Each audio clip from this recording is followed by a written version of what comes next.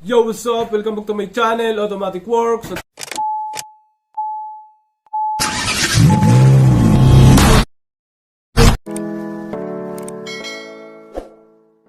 Honda City 2008 2004 2004 po. 2004 automatic. Ang concern, nagbi-blink yung drive, no? Oo. Nagbi-blink yung drive. Pero bago yun mangyari, nag-slide muna siya. Ito magre-rev ng mataas. Tapos hindi papasok to. Tapos biglang babaldog. Tapos sabay ang blink ng drive na. Ganun po, ganun. Okay. Ngayon kailangan ma-scan muna natin. Scan para makita natin ang fault code. Pwedeng ano to pwede naman tong sa PMS lang nakukuha. Pero ano, kailangan pag medyo malalim na yun pagka may slide na. Yung umihiyaw na yung RPM, bug. Tapos lalagabog. Pag ganun po, hindi ko siya tinutuloy eh. Oo. Ihinto ko po sa gilid, tapos gagawin ko po. I-restart ko na. Oo, tapa. Mag-o-off ka para ma-reset. Oo. Oo. Tama nga, pwede naman yung mangyari. Mga anong mga ginawa na dito, sir? 161. Yung ignition coil, no? Palit na ignition Pinalitan na ignition coil, Spark spark plug. Sa transmission, Nagpalit na po dati ng transmission eh. transmission ang pinalitan? Oo. Aray, ganun. Ayan, hindi na yun yung original niyang transmission. Ah, nagpalit. Pero nung pinalitan, yung isa, ganun. Okay naman po. Hindi, nung una, bago niyo palitan, ganun din sira nun. Po, ganun. Napanood ko po sa mga ano, hindi po kaagad po wala na transmission na Oo. Pero kung may slide kasi, pwedeng papunta na dun Baka ang nakuha nyo na transmission is ano na, medyo sira na rin talaga siguro. Kaya titingnan natin to. Kasi sa transmission, kung bibili ka kasi, mura yun Kung bibili ka ng surplus, diretso salpak, Opo. mababa ang presyo nun. Opo. Pero kung i-rebuild, sa'yo pa rin yung transmission, tapos i-rebuild siya, bago lahat ng laman loob, yun, guarantee na nagpalit ka man ng panlaman loob, at least bago lahat yun. Opo. So na-rebuild siya, ang ano, kahalang ang luma sa'yo. So, ibig sabihin, stock pa rin nandun sa'yo. Pagka kasi bumili ka, bibilin mo dun sa saan man, tapos salpak, minsan ayos yan, 3 buwan. Tapos, Babalik na naman. oo, babalik na naman. Minsan din, kung hindi 3 buwan, mga 1 buwan lang, linggo, ganun. Paanuhan na lang sa warranty yun, kung may warranty. Pero kadalasan yan, wala Isang buwan nga lang po binibigay. Oo, 1 buwan nga lang. Kadalasan yan, 1 buwan. Yan ang kadalasan. Dito ako pumunta ko yan kasi baka may pag-asa pa. Tingnan natin. Kasi napanood ko na sa mga review eh. Napa-scan mo na ba to? Hindi ba? Na-scan na po. Anong mga fault code lumabas ito? Yung I-80 sensor. Yun Ay. lang ang ano. Tapos minsan sa ano no? I-80. Oo. Okay. Dito kasi may fault code na kaagad siya sa makina, 2. Sa engine. Sa transmission, 2 din. Yan ah. 1. Tapos dito, 2. Pause mo na.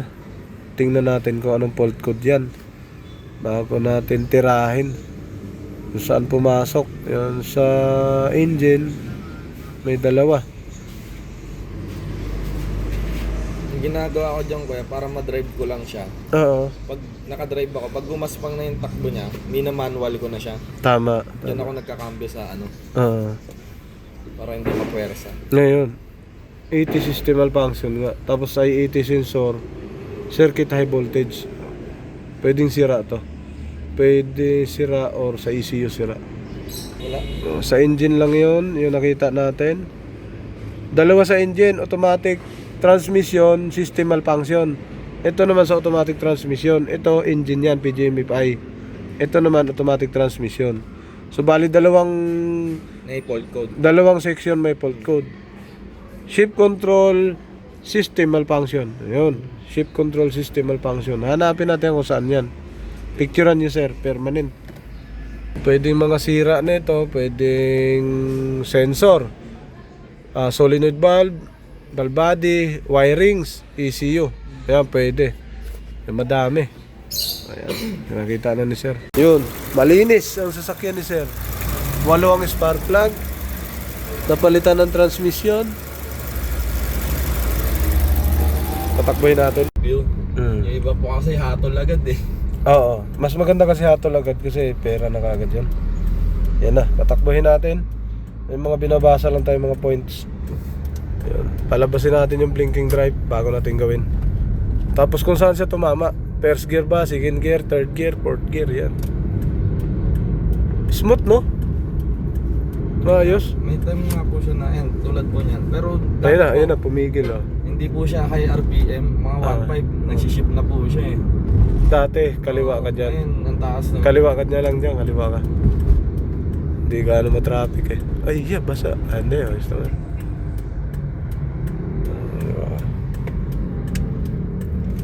Hindi gaano mataas ang RPM dati. Opo. Ngayon, mataas na.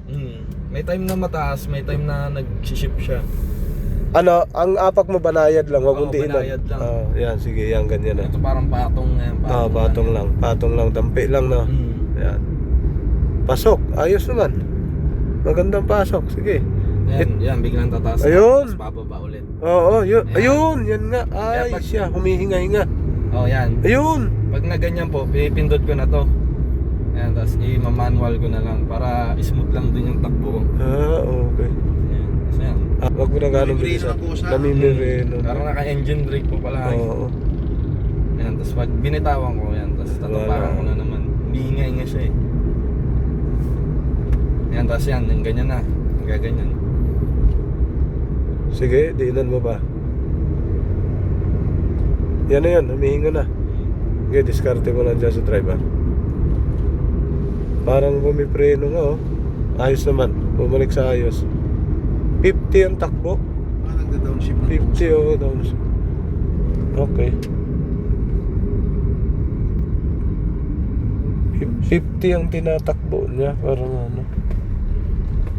Kapag nakarekta na po ako, yun na ano po siya, may mataas din pong RPM. Hindi, yung mababa ang RPM niya, kunyari mga ano po, mga 120 na ako pag nakarekta. Mga ano lang, mga 2,000, 2,500 yan. Yan, huminga na uli, oh. Umugong, oh. Ngayon, mataas na yun. Umugong, hindi nag-shift. Umugong siya. As kailangan, bibitawan ko yan. Ayun. Para, Okay. yan. Ay, umugong. Balik na. Nakita ng sira. Umugong. Dragging niya, no? Meron pa ako yun. Pagka pala, ano, meron din pala eh. Pagka full stop eh. Tapos bigla, pagka patakbo na tayo, full stop mo. Yan, oh. Sige, yan. Yan, oh. Yan, wala. Sige, tapos takbo tayo. Parang nahihirapan ka, no? Ayun, naku. Pero kapag kunyari yan, ganyan. May Oh. time po lang talaga siya na naggaganon. Pero pag Oh. full stop ganyan, Full tapos stop. bigla akong tinapakan niya malakas sa tapak. Kaya wala siyang dragging eh. Maungulang. Yun, meron. Ungol. Aroy, yung taas, 4,000. Naku po. Naku. Ayun na. Yan. Gaano kaganda ng langis na to. Ito na. Pula-pula pa naman. Pula pa. Hindi pala malapot. Yan, ito na siya. So, binakbak na. Para makita kung saan tumama. Ayan.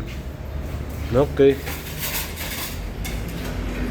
Automatic works, kawit. Ito ay para sa Honda City. Ipapalit, pre. Anong naging diferensya nila? Hindi, ang Yung isa. problema na lang nito ay masyadong malog. Laki na. Oo. Pero ito may Kabila. mayroon pa naman kapira. Pero hindi mo malalaman na mayroon. Oo nga, ano? Kabila. Mayroon na. Tapos pag i-antok mo ng kanon, Oo. parang naghiwalay na But, spring. Ito wala. Okay. Okay, pre. Ayos talaga yung mga turo ni paring Ariel. Yun, oh. Okay, dito yan sa automatic works, kawit. Sasalpak na namin. Yun, ito na. Nabaklas na yun sa Honda City. Ball body.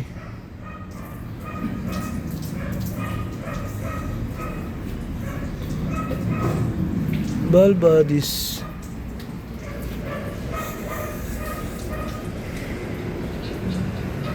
Yan ang hinintay, no?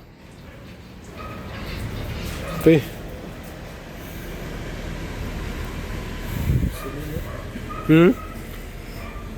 Hinintay ang valve body.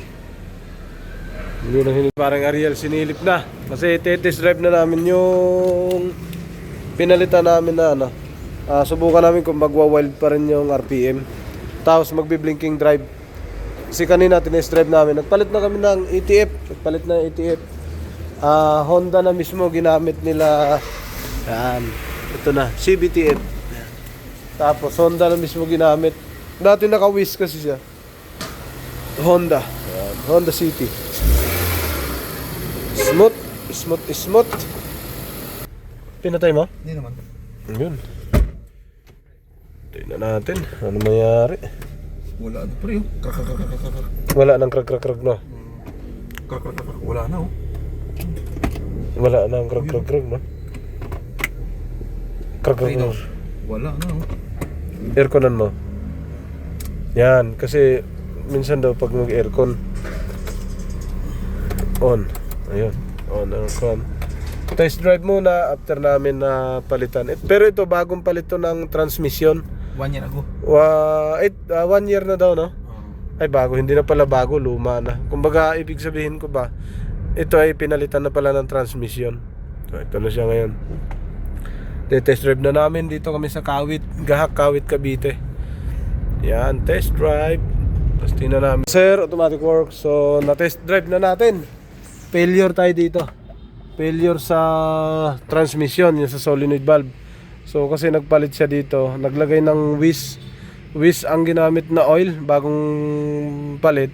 Tapos tumagal-tagal naman siguro, mga 8 months bago daw nasira. Yo, what's up? Welcome back to my channel, Automatic Works.